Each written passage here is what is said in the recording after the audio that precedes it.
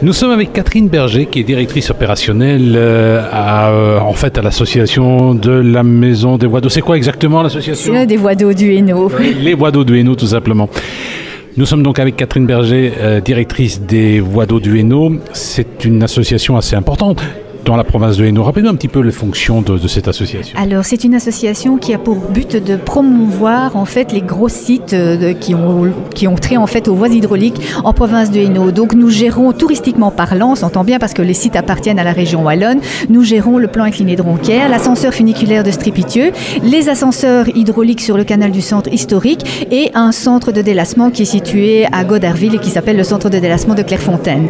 Nous sommes avec Catherine Berger, directrice des Voies d'eau du Hainaut. Alors, pour la promotion de ces voies d'eau, on sort toute une série de publications. Il y en a une belle qui vient de sortir, là, à l'occasion du 100e anniversaire, je dirais, de l'ascenseur hydraulique. Oui, absolument. Donc, nous avons édité, en collaboration avec l'Institut du patrimoine wallon, un carnet du patrimoine qui est consacré à l'ancien canal, donc au canal du centre historique et à ses ascenseurs hydrauliques. Il y avait un besoin? Oui, il y avait un énorme besoin, à savoir que nous avions, des publications, mais qui commençaient à dater, qui étaient périmées, voire épuisées. L'ancien carnet du patrimoine, qui était déjà consacré aux ascenseurs hydrauliques, était épuisé également au niveau de l'Institut du patrimoine wallon. Donc, il y avait un réel besoin, notamment pour l'exploitation touristique et la demande du public, d'avoir cette nouvelle édition. Nous sommes avec Catherine Berger, directrice des Voies d'eau du Hainaut. Alors, vous êtes installée où en fait? Alors, nous sommes installés au niveau de la cantine des Italiens, sur l'ancien ascenseur hydraulique, sur l'ancien canal. C'est un lieu qui fait rêver, la cantine des Italiens. C'est un lieu qui fait rêver actuellement, qui ne faisait peut-être pas rêver à l'époque, parce que c'est quand même un lieu de l'immigration, c'est un lieu symbolique de l'immigration italienne notamment, mais c'est un lieu qui fait rêver actuellement, parce que c'est un lieu qui est maintenant préservé, qui est classé, qui n'est plus ouvert à la navigation marchande, mais bien à la navigation de plaisance et donc à la découverte touristique. Donc vous pouvez non seulement vous balader sur des bateaux, des gros bateaux, des grosses péniches, mais vous pouvez aussi vous balader sur des petits bateaux électriques. Vous pouvez découvrir des musées, comme vous pouvez découvrir les ascenseurs hydrauliques en tant que tels, qui sont quand même le joyau du patrimoine dans la région.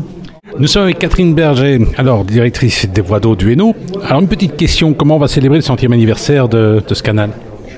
Alors, il y aura différentes manifestations, mais là, je laisserai évidemment le privilège à la région wallonne, qui est quand même à la maîtrise des ouvrages en tant que tel. Allez, quelques mots.